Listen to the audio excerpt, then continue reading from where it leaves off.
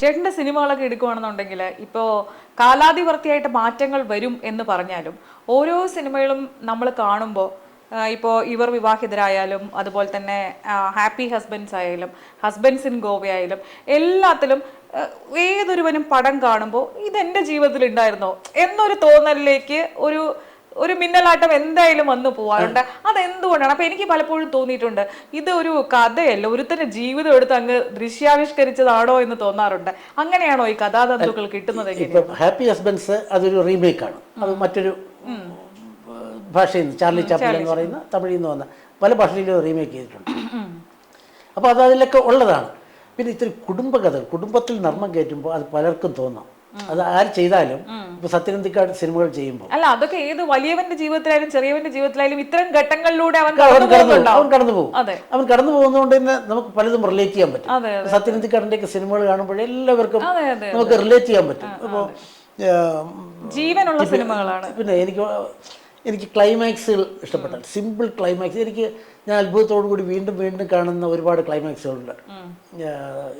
സന്മനസ്സുള്ളവർക്ക് സമാധാനം, വീടൊഴിപ്പിക്കൽ, അതിൻ്റെ സിമ്പിൾ കഥ. ഇത് എങ്ങനെ സിനിമയാക്കിയെന്ന് നമ്മൾ അത്ഭുതപ്പെട്ടു. ഇപ്പോഴൊരു പ്രൊഡ്യൂസറോട് എങ്ങനെ ഇതാണ് കഥ, വീടൊഴിപ്പിക്കലിൻ്റെ വളരെ അതിൻ്റെ അവസാനം മോഹൻലാലും കാർത്തികയും കൂടെ ഇങ്ങനെ നടന്നു വന്ന് അതിൻ്റെ വീട്ടിലേക്ക് കയറിയിട്ടുള്ള ഒന്ന് രണ്ട് കൊച്ചു കൊച്ചു സംഭാഷണം, വളരെ വലിയ ട്വിസ്റ്റില്ല, വലിയ ഗംഭീരമായിട്ടുള്ള കാര്യങ്ങളൊന്നുമില്ല, വളരെ ലളിതമായിട്ട്. ഞാനിപ്പോഴും പല രാത്രികളിൽ അതിൻ്റെ യൂട്യൂബിൽ എനിക്കതിൻ്റെ ക്ലൈമാക്സ് ഞാനിപ്പോൾ കാണാറുണ്ട്. അതുപോലെ തന്നെ തിങ്കളാഴ്ച നല്ല ദിവസം എനിക്ക് ഇഷ്ടപ്പെട്ട മമ്മൂട്ടിയും ഉണ്ണിമേരിയും രണ്ട് മക്കളും കൂടി ഈ മണ്ണ് നമ്മുടെ മണ്ണാണെന്നും ഇവിടെ ഒരുപാട് കാരണവർ ജനിച്ച് വളർന്നവരാണെന്നും അവരെ മറ്റിടത്തൊന്നും വളരേണ്ടതല്ല, അവരിവിടെ വളരട്ടെ എന്നൊക്കെ പറയുന്ന ഇങ്ങനെ ലളിതമായിട്ടുള്ള ക്ലൈമാക്സുകൾ എനിക്കിപ്പോഴും ഇഷ്ടപ്പെടുന്ന സംഗതിയാണ്. അപ്പോൾ ഇതുപോലെ പറഞ്ഞതുപോലെ ഈ കുടുംബ ചിത്രങ്ങളിൽ സത്യനന്ദിക്കാട് ഉൾപ്പെടെയുള്ളവരുടെ അതൊക്കെ എത്ര വർഷങ്ങൾ കഴിഞ്ഞാലും അതൊക്കെ ജീവിതത്തിൽ സംഭവിക്കുന്ന കാര്യങ്ങൾ തന്നെയാണ്. പിന്നെ ഉറപ്പായിട്ടും ഇപ്പൊ കിരീടം സിനിമ എനിക്കത് കണ്ടുകൊണ്ടിരിക്കുമ്പോൾ എന്താണ്, അതൊരു വിങ്ങലുണ്ടാക്കുന്ന സിനിമയാണ്, ഹൃദയം പറിക്കുന്ന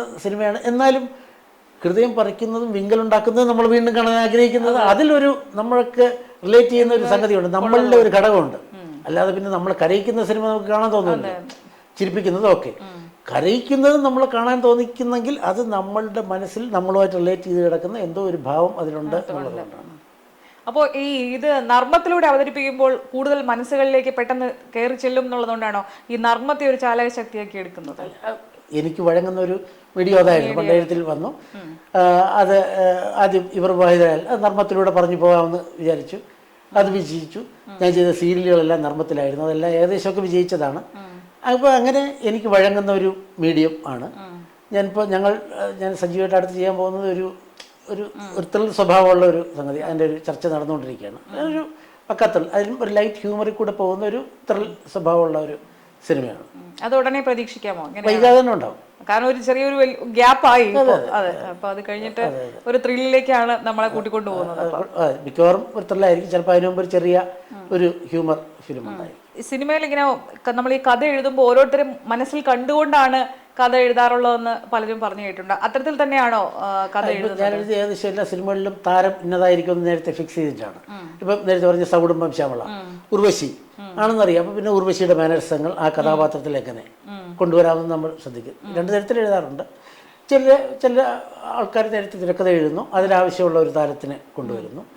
എനിക്ക് തോന്നുന്നു സൗകര്യം ഇപ്പം വിഷ്വൽ മീഡിയം എന്നുള്ള നിലയ്ക്ക് സിനിമയിൽ താരം ആരാണെന്ന് നേരത്തെ അറിഞ്ഞാൽ അവരുടെ മാനരിസം നമുക്ക് ഇതിൽ കൊണ്ടുവരാൻ സാധിക്കും. ഹാപ്പി ഹസ്ബൻഡ്സിൽ ജയറാം ആണ് ആ കഥാപാത്രം ചെയ്യുന്നതെന്ന് ഫിക്സ് ചെയ്ത് കഴിഞ്ഞാൽ ജയറാമിന് അതെങ്ങനെയൊക്കെ, ജയറാം എന്ന് പറയുന്ന അഭിനേതാവിനെ ആ കഥാപാത്രത്തിൽ എന്തൊക്കെ ചെയ്യാൻ പറ്റുമെന്ന് നമുക്ക് തന്നെ ഒരു മുൻകൂട്ടി ധാരണ കിട്ടും. അതനുസരിച്ച് അതിന് നമുക്ക് തന്നെ ഒന്ന് ഇംപ്രവൈസ് ചെയ്യാൻ പറ്റും. എനിക്കത് ഗുണമായിട്ടാണ് തോന്നുന്നത്. ഈ സീരിയലുകളൊക്കെ ചേട്ടൻ നേരത്തെ പറഞ്ഞ പോലെ നമുക്ക് വീണ്ടും ഇംപ്രവൈസ് ചെയ്യാൻ പറ്റും, അടുത്ത ഷെഡ്യൂളിൽ നമുക്കത് ചെയ്യാൻ പറ്റും. ഈ സിനിമ ചെയ്ത് കഴിഞ്ഞതിന് ശേഷം പിന്നീട് അത് കണ്ടു കഴിഞ്ഞപ്പോൾ അതുപോലെ ഒന്നുകൂടെ ഇംപ്രവൈസ് ചെയ്യാമായിരുന്നു എന്നെ കൊണ്ട് എന്ന് തോന്നിയ ഏതെങ്കിലും ചിത്രങ്ങളുണ്ട്? ഒരുപാടുണ്ട്. ആണോ? ഒരുപാടുണ്ട്. അത് പിന്നെ അത് എല്ലാവർക്കും തോന്നും. അത് ഏത് സിനിമയായാലും, ഏത് വിജയിച്ച സിനിമയായാലും തോന്നും, അയ്യോ അതങ്ങനെയാണ്, കഷ്ടമായി. ഇപ്പൊ നമ്മൾ തന്നെ ഒരു വീട് വെച്ച് കഴിഞ്ഞാൽ, ഇപ്പൊ ഈ വീട് നമ്മളിരുന്ന് ചർച്ച ചെയ്യുന്ന ഈ വീട് വെച്ച് കഴിഞ്ഞിട്ടായിരിക്കും വേറൊരാൾ അല്ലെങ്കിൽ നമ്മൾ തന്നെ അയ്യോ ആ ജനൽ അവിടെ വന്നിട്ട് ആ മുറി ഇങ്ങനെയാണെങ്കിൽ കുറച്ച് കിട്ടുമായിരുന്നു കേട്ടോ. അത് സ്വാഭാവികമാണ്. എല്ലാവരും കിട്ടില്ല. അതെപ്പോഴും അങ്ങനെയാണ്. എത്ര പേര് പറയുന്നുണ്ട്, തിരുത്തി എഴുതാൻ ആഗ്രഹിക്കുന്ന കഥകൾ എഴുതിയ കഥാകാരന്മാർ അതിനെക്കുറിച്ച് പറയാറുണ്ട്. പിന്നെ ഞാൻ ഈ സിനിമയിൽ നിന്ന് മാറി ഒരു നർമ്മത്തിലൂടെ ചേട്ടൻ അവതരിപ്പിച്ച ഒരു കാര്യം, ഈ ചെമ്മീൻ എനിക്ക് ഭയങ്കര ഇഷ്ടമുള്ള സാധനമാണ്. പൊതുവെ ആൾക്കാർക്കൊക്കെ ചെമ്മീൻ കഴിക്കാൻ ഭയങ്കര ഇഷ്ടമാണ്. ചെമ്മീൻ കുരുങ്ങി ചാവാൻ പോയ ഒരു കഥ കേട്ടിട്ടുണ്ട്, അതെന്തായിരുന്നു സംഭവം? അത് ഇതുപോലെ ഒരു ലൊക്കേഷനിൽ പോയപ്പോൾ ഒരു സിനിമയുടെ ഇതുമായിട്ട് ബന്ധപ്പെട്ട് പോയപ്പോൾ സംഭവിച്ചതാണ്. അത് ശരിക്കും അത് ശരിക്കും റിയൽ ആയിട്ട് ശരിക്കും നടന്നത്. ഇതുപോലെ ഒരുപാട് നർമ്മം പറയുന്നവർ ഇതൊക്കെ എഴുതുമ്പോൾ അത് നർമ്മം എല്ലാവർക്കും സംഭവിച്ചിട്ട് പല സാഹചര്യത്തിൽ സംഭവിച്ച കാര്യങ്ങളാണ്. നമുക്ക് ജീവിതത്തിൽ ചില കാര്യങ്ങൾ സിനിമ പോലെയൊക്കെ തന്നെ സംഭവിക്കും. സിനിമ പോലെയൊക്കെ സംഭവിക്കാറുണ്ട്. ചില നല്ല കാര്യങ്ങൾ സംഭവിക്കും, പിന്നീട് ഓർക്കാൻ രസമുള്ള കാര്യങ്ങൾ സംഭവിക്കും. എനിക്ക് എല്ലാ മനുഷ്യർക്കും അങ്ങനെ പല പല കാര്യങ്ങൾ. ഒരു ദിവസം എനിക്കൊരു പഴയ മലേഷ്യയിൽ വെച്ചിട്ടാണോ സംഭവം? മലേഷ്യയിൽ വെച്ചിട്ടാണ്. ഓക്കെ. അത് ഞാൻ ഒന്നിൽ എഴുതിയിരുന്നു. അത് ഞാൻ എഴുതിയത് വളരെ എന്താണ്, അതൊരു രസകരമായിട്ടുള്ള രീതിയിൽ. അതുകൊണ്ടാണ് എനിക്കൊരു സംശയം വന്നത്, ഇത് റിയൽ ആണോ അല്ലെങ്കിൽ നമ്മളെ തമാശയുടെ രൂപത്തിൽ അവതരിപ്പിച്ചാണോ? ഞാൻ ആലോചിക്കട്ടെ, ജീവിതത്തിൽ ചിലപ്പോൾ എന്താണ് നമ്മൾ ചെയ്യാൻ പറ്റാത്ത ചില കാര്യങ്ങൾ ചെയ്യുന്ന ചിലരെ കുറിച്ചൊക്കെ വാർത്തകൾ കാണുമ്പോഴേ ഞാൻ അത്ഭുതപ്പെട്ടു. ഈ ലോകം ഇങ്ങനെയൊക്കെയുള്ള ആൾക്കാരുണ്ടോ? എനിക്ക് തോന്നുന്നു 1 വർഷത്തിന് മുമ്പ് അങ്കമാലിയിലോ മറ്റോ ഉള്ള ഒരു ലോട്ടറി വിൽപ്പനക്കാരി സഹോദരി, അവർ ഒരു ദിവസത്തെ ലോട്ടറി വിൽപ്പന കഴിഞ്ഞു. പിന്നെ 2 ടിക്കറ്റോ 3 ടിക്കറ്റോ എന്തോ മിച്ചം വന്നു. 100 രൂപയ്ക്കാണ് ടിക്കറ്റ്. അടുത്ത ദിവസം നറുക്കെടുക്കും. അതോ അന്ന് ഉച്ചയ്ക്കോ അങ്ങനെ എന്തോ ആണ്. 3 എണ്ണം ബാക്കിയുണ്ട്. അവർ പതിവായിട്ട് എടുക്കുന്ന ആരെയൊക്കെ വിളിക്കുന്നു, ടിക്കറ്റ് ആവശ്യമുണ്ടെന്ന്. അപ്പോൾ അതിൽ ഒരാൾ ചന്ദ്രൻ എന്നോ മറ്റാണ് എന്ന് തോന്നുന്നു, പേര് ചന്ദ്രനാണെന്ന് തോന്നുന്നു. പുള്ളി പറയുന്നു, ഒരു ടിക്കറ്റ് എനിക്ക് മാറ്റി വെച്ചാൽ ഞാൻ വാങ്ങിച്ചോളാം എന്ന് പറയുന്നത്. ഇവർ മാറ്റി വയ്ക്കുന്നു. അതിന് 2 കോടി രൂപ അടിക്കുന്നു. വാസ്തവത്തിൽ അദ്ദേഹം പൈസ കൊടുത്തിട്ടില്ല, 100 രൂപ കൊടുത്തിട്ടില്ല. ഇതിൽ രേഖാമൂലമുള്ള ഒരു ഒപ്പില്ല. ഇതല്ല നിങ്ങൾക്ക് വേണ്ടി മാറ്റി വെച്ചതെന്ന് അവർ പറഞ്ഞാൽ അയാൾക്ക് വിശ്വസിക്കുകയേ പറ്റുള്ളൂ, അദ്ദേഹത്തിന് വിശ്വസിക്കുകയേ പറ്റുള്ളൂ. ഈ കുട്ടി വിളിച്ചിട്ട് പറഞ്ഞു, ചേട്ടാ നിങ്ങളുടെ ആ 100 രൂപ കൊണ്ടുവന്നിട്ട് ടിക്കറ്റൊക്കെ കൊണ്ടുപോകാൻ പറയുന്നു. അപ്പോൾ ഒരുപാട് പേര് ഇന്റർവ്യൂ, ഒരു മനോരമയും മാതൃഭൂമിയും ഒക്കെ എടുത്തോളം എഴുതിയതാണ്. ആ കുട്ടിയോട് ചാനലിൽ ചോദിക്കുന്നു എന്താണ് പറയും, അയ്യോ എനിക്ക് ആവശ്യത്തിലുള്ള പൈസ കിട്ടുന്നുണ്ട്, എനിക്ക് ജീവിക്കാൻ ഇത്ര മതി, അത് എനിക്ക് ഇതിൽ നിന്ന് കിട്ടുന്നത്. അത് പുള്ളി എടുത്തതല്ലേ, പുള്ളി എടുത്ത ടിക്കറ്റ് ഞാൻ എന്തിനെടുക്കണം? വാസ്തവത്തിൽ മറ്റൊരാളായിരുന്നെങ്കിൽ, ചിലപ്പോൾ ഞാനായിരുന്നെങ്കിൽ ചിന്തിക്കും പുള്ളി കിട്ടും. അല്ലെങ്കിൽ ഒന്നുകിൽ അത്രയും വളരെ ക്രൂവലായിട്ട് ചിന്തിക്കുന്ന ഒരാളാണെങ്കിൽ കൊടുക്കില്ല ചിലപ്പോൾ. തീർച്ചയായിട്ടും. അല്ലെങ്കിൽ പറയും, ചേട്ടാ 50-50, ഒന്നാമത് നിങ്ങൾ പൈസ തന്നിട്ടില്ല, നിങ്ങൾ ഇതിൽ ഒപ്പ് വന്നിട്ടില്ല, പകുതി നിങ്ങൾക്ക് വേണമെങ്കിൽ വെക്കാം, സമ്മതിക്കുകയും ചെയ്യും പുള്ളി. ഇതൊരു തർക്കത്തിലേക്ക് കൊണ്ടുപോകാതെ പുള്ളി വേണമെങ്കിൽ കേൾക്കുന്നവരും പറയും, ശരിയാണല്ലോ നീ പൈസ ഒന്നും കൊടുത്തിട്ടില്ലല്ലോ, അവനും കൂടെ കൊടുത്തേ കുറച്ച്.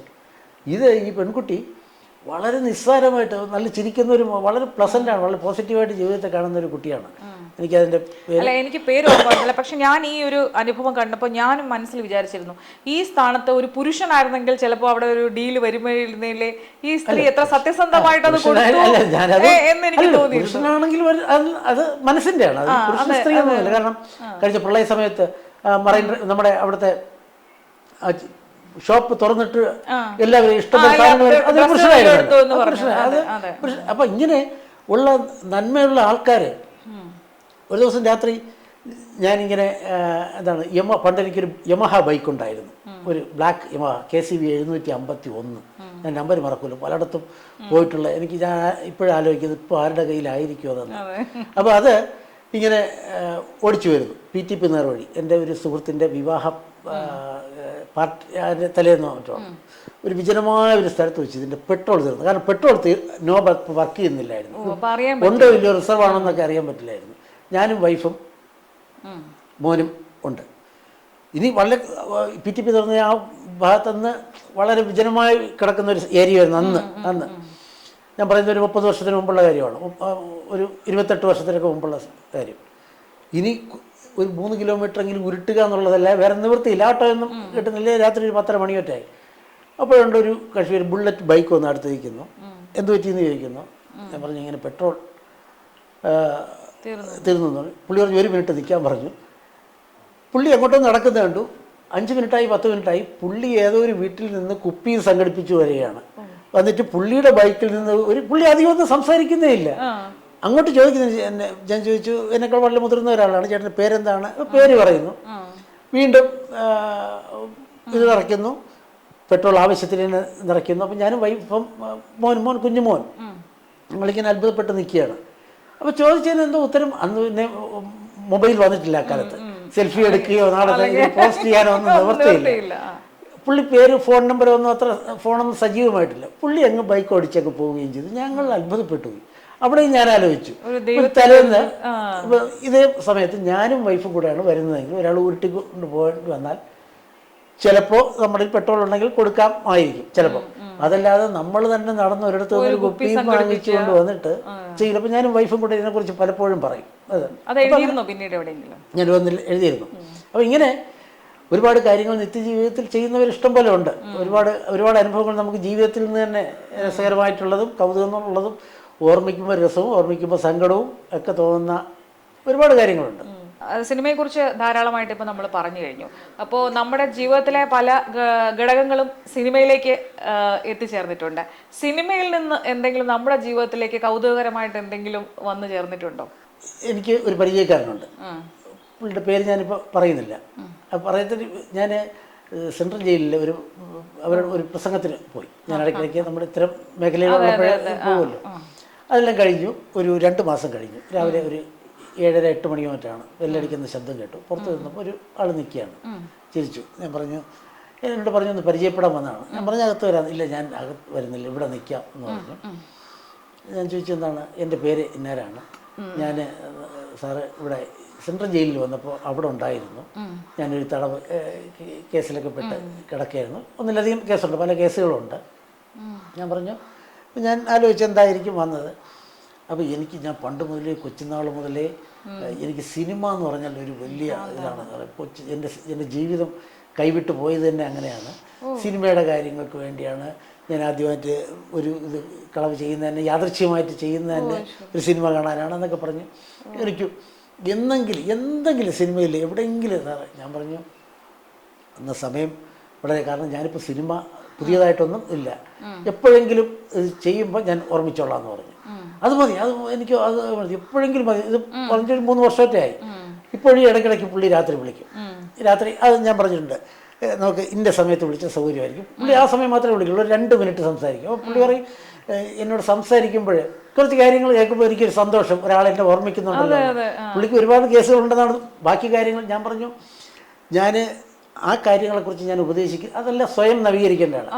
എന്തായാലും നിങ്ങളുടെ ബാക്കി കാര്യങ്ങൾ നിങ്ങളാണ് ചെയ്യേണ്ടത്. അപ്പം പുള്ളി പറയുന്നത് ഞാനിപ്പം നവീകരണത്തിൻ്റെ ഒരു രീതിയിലാണ്. പക്ഷേ പുള്ളിയിൽ ഒരു സിനിമ എന്ന് പറഞ്ഞ ഒരു വ്യക്തി, അതും എന്താണ്, ഒരു ജയിൽ ജീവിതം, അതെ, അങ്ങനെയുള്ള ഒരു വ്യക്തിയാണ്. കാരണം ഒരു ഹാർഡായിട്ടുള്ള പശ്ചാത്തലത്തിൽ ജീവിക്കുന്ന ഒരാളിനെയും സിനിമ എന്ന് പറയുന്നത് അത് അയാളുടെ ഒരു സ്വപ്നമായിട്ട്, ആ സ്വപ്നത്തിന് വേണ്ടി പുള്ളി വേറെ എല്ലാം മാറ്റി വയ്ക്കും. പുള്ളി വേണമെങ്കിൽ സന്യാസി, അങ്ങനെ വേണമെങ്കിലും. അപ്പോൾ സിനിമ എന്ന് പറഞ്ഞപ്പോൾ ഞാൻ പലപ്പോഴും ആലോചിച്ചറിയോ, എനിക്ക് പുള്ളിയെ ഒന്ന് അപ്പോൾ അടുത്ത് ചെയ്യുന്നതിൽ പുള്ളിക്കൊരു സംഗതി ഉണ്ടായിരിക്കും, ചെറിയ പുള്ളിക്കൊരു സന്തോഷം. അപ്പം അങ്ങനെ എനിക്ക് തോന്നുന്നു ഇത് തന്നെ ഒരു കഥയാക്കി തീർച്ചയായിട്ടും കഥയാക്കി മാറ്റാവുന്നതാണ്.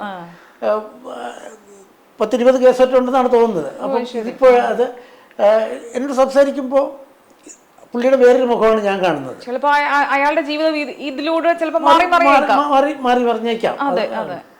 കാരണം അദ്ദേഹത്തിന്റെ ഇത്രയും വലിയൊരു ആഗ്രഹം, അതിനു വേണ്ടിയിട്ട് അദ്ദേഹം ജയില് വരെ കയറേണ്ടി വന്ന ഒരവസ്ഥ. ജയിലിൽ കയറിയത് തുടക്കമായിരുന്നു. അതിൽ നിന്ന് ചിലപ്പോ ഈ ഒരു നല്ലൊരു അനുഭവമായിട്ട് മാറാമായിരിക്കാം ചിലപ്പോ. എന്തായാലും അങ്ങനെ ആവട്ടെ എന്ന് പ്രാർത്ഥിക്കാം. നമുക്ക് കുടുംബത്തിലേക്ക് വരികയാണെങ്കിൽ സാർ ആരൊക്കെയാണ്? ഒരു മകനാണ്, ഭാര്യ ശ്രീലത. എൻ്റെ എല്ലാ ലേഖനങ്ങളും എഴുത്തുമൊക്കെ വായിക്കും. ഞങ്ങളുടെ 2 പേരും പൂജപ്പുരക്കാരാണ്. ഒരേ ലൈനിൽ തന്നെയാണ് താമസിക്കുന്നത്. ലൈനൊന്നുമായിട്ടല്ല വിവാഹം, അത് അറേഞ്ച് മാരേജ് ആയിരുന്നു. ഒറ്റ ലൈൻ തന്നെ ഉള്ളൂ. പിന്നെ ഒരു മകൻ, അവൻ HDFC വർക്ക് ചെയ്യുന്നു, വിവാഹിതനാണ്. അപ്പം അങ്ങനെ ഇവിടെ പേരക്കുട്ടികള് ഒരാള് ശ്രീഹർഷിണി എന്നാണ് നമ്മളുടെ പേര്. അപ്പൊ അങ്ങനെ എന്താണ് തത്വചിന്താപരമായിട്ട് പറഞ്ഞാൽ കോടാനുകോടി വർഷങ്ങൾക്കിടയിൽ നമുക്കും കിട്ടിയ ഒരു 60, 70, 80 പൂർണ്ണായുസാണെങ്കിൽ അങ്ങേറ്റം 100, അതിനെ പറയില്ലല്ലോ. ഇവിടെ വരുന്നു, കാണുന്നു, അശ്വതി പോലുള്ളവരെ പരിചയപ്പെടാൻ സാധിക്കുന്നു. ആരോടൊക്കെ ഞാൻ എന്തൊക്കെയോ പറയുന്നു. ഇത് ചിലപ്പോൾ ആരെങ്കിലും ഒക്കെ കാണുന്നു. ഒരു 100 വർഷം കഴിഞ്ഞാൽ ഇന്നിവിടെ ഉള്ളവരെ എനിക്ക് തോന്നുന്നു എന്തായാലും ഈ ഇന്റർവ്യൂയിലൂടെ തീർച്ചയായിട്ടും കൃഷ്ണ പൂജപ്പുരെ കുറച്ചും കൂടെ ആൾക്കാർ അടുത്തറിയും എന്നുള്ളത്, ആ ഒരു മനസ്സ് തീർച്ചയായിട്ടും അടുത്തറിയും എന്നാണ് എനിക്ക് തോന്നുന്നത്. ഞാൻ ആലോചിക്കാറുണ്ട്, ഒരു 100 വർഷം കഴിഞ്ഞ്, ഇതിപ്പോൾ 23 2023 നമ്മളിപ്പോൾ സംസാരിക്കുന്നത് 2123 മെഡിക്കൽ സയൻസ് അത്രയും അത്ഭുതങ്ങൾ ചെയ്തില്ലെങ്കിൽ നമ്മൾ ആരുമില്ല. പുതിയ ആൾക്കാർ, പുതിയ എഴുത്തുകാർ, പുതിയ ഇന്റർവ്യൂ ചെയ്യുന്നവർ, പുതിയൊരു ലോകം, പുതിയ ലോകം. ആ ലോകം ഒന്ന് നമ്മൾ തന്നെ ഒന്ന് നന്നാക്കി ഇടാൻ നമുക്കൊരു അവസരം ആണ് ഈ നമുക്ക് കിട്ടിയ ഒരു ഇതാണ്. ഒരു സന്ദർശനമല്ലേ ഭൂമിയിലേക്ക് വന്ന കോടി വർഷങ്ങൾക്കിടയിൽ ഒരു മൂന്നാറോ ഊട്ടിയോ എന്തെങ്കിലും സന്ദർശന കേന്ദ്രങ്ങൾ സന്ദർശിക്കും പോലെ ഭൂമി ഒരു പ്ലാനറ്റ് സന്ദർശിക്കാൻ വന്നു. ഒരു 60 മറ്റിടത്തൊക്കെ പോയാൽ 2 ദിവസം താമസിക്കുമായിരിക്കും. ഇവിടെ ഒരു 70-80 വർഷം പൂർണ്ണ ആരോഗ്യത്തോടെ ആണെങ്കിൽ 90 വർഷം ഇരിക്കുന്നു. ഞാൻ തത്വചിന്തയും അറിയാവുന്ന കാണിക്കുകയാണ്. അതെ അതെ അതെ. നർമ്മത്തിനിടയ്ക്ക് ഇത്രയും വലിയൊരു തത്വചിന്തയോ എന്ന് അല്ലേ, അങ്ങനെയും കൂടെ ഒരു ഇത് കൊടുക്കുകയാണ്. നമ്മുടെ കോവിഡ് കഴിഞ്ഞിട്ട് വരുന്ന ഒരു ഓണമാണ്. എങ്ങനെയാണ്, പ്രത്യേകിച്ച് എന്തെങ്കിലും ഓണവിശേഷങ്ങളുണ്ടോ? ഓണം എന്തെങ്കിലും പ്രത്യേകതകളുള്ളതാണോ? ഓണം മുമ്പ് എന്ന് വെച്ചാൽ വിവാഹത്തിനൊക്കെ മുമ്പ് ഓണം ഞങ്ങൾക്ക് യാത്രകളായിരുന്നു. ഞാൻ പറഞ്ഞ റഹീം ഉണ്ടല്ലോ, റഹീം ഒരു ഉദയനുണ്ട്, നേരത്തെ പറഞ്ഞ ഒരു മുരുകൻ ഇപ്പൊ ദോഹയിലാണ്, ഒരു ജയൻ നേരത്തെ മരിച്ചുപോയി. 28ാമത്തെ വയസ്സിൽ ജയൻ മരിച്ചു. എനിക്ക് എന്നും ഞങ്ങൾ പറയുന്നതാണ്, ഞങ്ങൾ 4 പേരും കൂടെ കിട്ടുന്ന ബസ്സിലൊക്കെ കയറി കിട്ടുന്ന സ്ഥലത്തോട്ടുള്ള ഈ യാത്രകളുണ്ട്, അവിസ്മരണീയമായിട്ടുള്ള യാത്രകളാണ്. വലിയ അതൊക്കെ ഈ സിനിമയെ പ്രചോദനമായിട്ട് തീർച്ചയായിട്ടും ദീർഘദൂരങ്ങളുള്ള വലിയ ഇപ്പോൾ കൊടൈക്കനാൽ, ഊട്ടി, ആ യാത്രകൾ, ഊട്ടിയിൽ ചെന്നുള്ള കാഴ്ച കാണാനല്ല, അതിനിടയിലുള്ള യാത്രകൾ. ഒരിക്കൽ മധുരയിൽ ചെല്ലുന്നു, റിക്ഷക്കാർ വന്നു, സൈക്കിൾ റിക്ഷ 5 രൂപ എന്ന് പറയുന്നു. അപ്പോൾ ഞങ്ങൾ കയറുന്നു. ഞങ്ങൾ നടന്നു പോകാനുള്ള ദൂരമേ ഉള്ളൂ, എന്നാലും പിന്നെ അവർ റിക്ഷയിൽ പോകാം, അതിൻ്റെ ഒരു സംഗതി അനുഭവിച്ചേക്കാം എന്ന് പറഞ്ഞാൽ 5 രൂപ കൊടുക്കുന്നു. ഹോട്ടലിലെത്തിയപ്പോൾ പറയുന്നു 5 എന്ന് പറഞ്ഞത് ഒരാൾക്ക് 5 എന്നാണ്. അവർ പെട്ടെന്ന് പ്ലേറ്റ് മാറ്റുന്നത്. ഞങ്ങളുടെ അപ്പോൾ ഇല്ല. ഇങ്ങനെയുള്ള തർക്കങ്ങളൊക്കെ ഇപ്പോഴും ഓർമ്മയുണ്ട്. ഞങ്ങളിപ്പോൾ ഒരുമിച്ച് പോകുമ്പോൾ ഉള്ള യാത്രകൾ, അഗസ്ത്യകൂടം എന്ന് പറയുന്ന അറിയാമല്ലോ, ട്രിവാൻഡ്രത്തെ കൊടുമുടി, ട്രിവാൻഡ്രത്തെ കുഞ്ഞ് സഹ്യപർവ്വതത്തിലെ ആ മല, നിരവധി പ്രാവശ്യമുള്ള ആ യാത്രകൾ, അങ്ങനെ ഒരുപാട് യാത്രകൾ ചെയ്തിട്ടുണ്ട്. വനയാത്രകൾ, പല ദിവസവും വനത്തിനകത്ത് കഴിച്ചുകൂട്ടലും. അപ്പോൾ അതെല്ലാം എഴുത്തിനെയും കാഴ്ചപ്പാടുകളെയും ഒക്കെ സിനിമയൊക്കെ ആയിട്ട്, ഞാനൊരു സിനിമ പ്രേമിയാണ്, അന്നും ഇന്നും സിനിമ കാഴ്ചക്കാരനാണ്. പണ്ട് മുതലേ, കുഞ്ഞുനാൾ മുതലേ സിനിമ കാണാൻ അക്കാലത്ത് ഉള്ള എല്ലാ പിള്ളേർക്കും വലിയ ബുദ്ധിമുട്ടായിരുന്നു. ഈ OTT റിലീസിലൊക്കെ വരുന്ന സിനിമകളൊക്കെ എങ്ങനെയാണ്? എല്ലാം കാണും, ഏകദേശം എല്ലാം, എല്ലാ സിനിമകളും ഞാൻ കാണാറുണ്ട്, ഏകദേശം എല്ലാം. ഈ അടുത്ത കാലത്ത് കണ്ടതിൽ ഏറ്റവും മനസ്സിനെ ഹോണ്ട് ചെയ്ത് അല്ലെങ്കിൽ ഏറ്റവും തോന്നിയൊരു ഒരുപാട് സിനിമകൾ ഇപ്പോൾ 2018 എനിക്ക് വളരെ ഇഷ്ടപ്പെട്ടു. ജയ് ഹേ രസമായിട്ടുള്ള ഒരു തീമായിരുന്നു, രോമാഞ്ചം അതിൻ്റെതായിട്ടുള്ള കാര്യങ്ങളായിരുന്നു. അങ്ങനെ എന്താണ്, രസമുള്ള കാഴ്ചപ്പാടുകൾ, രസമുള്ള കുഞ്ഞു ചിന്തകളും ഒക്കെ നിരവധി വരുന്നുണ്ട്. എല്ലാം ആസ്വദിക്കാറുണ്ട്. ഈ അപ്പൂപ്പനായതിനു ശേഷമുള്ള ആദ്യ ഓണമാണോ വരുന്നത്? അല്ല, അതും ഒരു രസമുള്ള കാര്യമാണ്. ഞാൻ ആലോചിക്കാറുണ്ട്, പണ്ട് കുഞ്ഞുനാളിൽ നമ്മൾ 2 പേര് തമ്മിൽ കാണുമ്പോൾ അതിൻ്റെ അമ്മാവൻ കൊണ്ടുവന്ന മിഠായി അല്ലെങ്കിൽ അതിനെക്കുറിച്ചായിരിക്കും പറയുന്നത്. ഒരു 10 വയസ്സൊക്കെ ആകുമ്പോൾ ഇട്ടിരിക്കുന്ന ഷർട്ടിനെ കുറിച്ചായിരിക്കും, ഒരു 15 വയസ്സാകുമ്പം കാണാൻ പോകുന്ന സിനിമകളെ കുറിച്ച്, 20 വയസ്സാകുമ്പം അന്നത്തെ യുവത്വത്തിൻ്റെ കാര്യങ്ങളെക്കുറിച്ചൊക്കെ, ഒരു 30 വയസ്സാകുമ്പം ജോലിയൊക്കെ കിട്ടി കല്യാണം കഴിച്ച് കുടുംബപരമായിട്ടുള്ള 2 പേര് തുല്യപ്രായക്കാർ ചെയ്താൽ, 40 വയസ്സായാൽ പിന്നെ വീട് വയ്പ്പ്, മറ്റേ വീടിന് എത്ര സ്ക്വയർ ഫീറ്റാണ് സംഗതി. ഒരു ഘട്ടം കഴിയുമ്പോഴേ പിന്നെ മുട്ടുവേദനയ്ക്കുള്ള മരുന്ന് ഏതാണ്, നടുവേദനയ്ക്ക് എന്താണ്, ഷുഗർ എത്ര ലെവല്, ആ കാലം മാറ്റുന്നത് അത് രസകരമായിട്ട് കണ്ടാൽ അതൊരു രസമാണ്, ആസ്വദിക്കാൻ പറ്റും. ഈ ഇപ്പോൾ സിനിമകളെക്കുറിച്ചും എഴുത്തിനെക്കുറിച്ചും ഒക്കെ പറഞ്ഞു, പുതിയ വരാൻ പോകുന്ന സിനിമയെക്കുറിച്ച് പറഞ്ഞു. അപ്പോൾ അത് നമ്മൾ ഉടൻ പ്രതീക്ഷിക്കണമോ? വൈകാതെ പ്രതീക്ഷിക്കും. അതിൻ്റെ ഏത് ഘട്ടം വരെ എത്തി നിൽക്കുന്നു? ഒരെണ്ണം ഏറ്റവും അവസാന ഘട്ടത്തിലേക്ക് പോകുന്നത് ചെറിയ പടമാണ്. അത് മിക്കവാറും സെപ്റ്റംബർ ആദ്യവാരം ഷൂട്ടിംഗ് തുടങ്ങുമെന്നുള്ള രീതിയിലാണ് ഇതുവരെ പോകുന്നത്. ട്രിവാൻഡ്രത്ത് തന്നെയാണോ ഷൂട്ടിംഗ്? പാലക്കാട്. കാസ്റ്റിംഗ് ഒക്കെ ഏകദേശം ഫൈനലൈസ് ചെയ്തു വരുന്നു. അതൊരു എന്താണ്, സിനിമ പല ഘടകങ്ങളുണ്ടല്ലോ. സിനിമ തുടങ്ങണം, പൂർത്തിയാകണം, അതിനിടയിൽ റിലീസാകണം, അത് തിയേറ്ററിൽ എത്തുന്നത് വരെ ആ വെള്ളിയാഴ്ച ആദ്യത്തെ വരുന്ന തീയതി. ഇതൊക്കെ ഒരു സമയമാണെങ്കിൽ നിമിത്തമാണ്. നമ്മൾ ആദ്യത്തെ സിനിമയുടെ പ്രൊഡ്യൂസർ വന്ന് അതൊരു ട്വിസ്റ്റ്. അതൊരു ആ സമയത്ത് അന്ന് അങ്ങോട്ട് പോയില്ലായിരുന്നെങ്കിൽ ചിലപ്പോൾ അനിയോട് ഈ സിനിമയുടെ വിഷയം ഞങ്ങൾ ചർച്ച ചെയ്യില്ലായിരുന്നു, അത് സംസാരിക്കില്ലായിരുന്നു, ഒന്നും കാണില്ലായിരുന്നു. അപ്പോൾ എന്തായാലും ഒത്തിരി സമയം സംസാരിച്ചു, ഒത്തിരി കാര്യങ്ങൾ പറഞ്ഞു. നർമ്മത്തിൽ ചാലിച്ച് തന്നെയാണ് കുറെയൊക്കെ ഞാനിപ്പോ ഒരു കാഷ്വൽ സംഗതി മറ്റേ വിഷയങ്ങളൊക്കെ അങ്ങ് മാറിപ്പോയെന്ന് തോന്നുന്നു. അല്ല എന്നാലും അതെ അതെന്തായാലും നമുക്ക് അങ്ങനെ സംഭവിക്കും. കാരണം നമ്മൾ അത് റിലേറ്റ് ചെയ്ത് പറയുമ്പോൾ നമുക്ക് അതിലേക്കും കൂടെ പോയാലേ ആ ഒരു സംഭാഷണം പൂർത്തീകരിക്കാൻ പറ്റുള്ളൂ. തീർച്ചയായിട്ടും. എന്തായാലും നല്ലൊരു ഓണം നേരുന്നു. സിനിമ എത്രയും പെട്ടെന്ന് ഇറങ്ങട്ടെ. അതും ഇവർ വിവാഹിതരായാലും അതുപോലെ തന്നെ ഹസ്ബൻഡ്സ് ഇൻ ഗോവയൊക്കെ പോലെ തന്നെ വൻ വിജയമായി തീരട്ടെ എന്ന് ആശംസിക്കുന്നു. നന്ദി. വലിയ സന്തോഷം.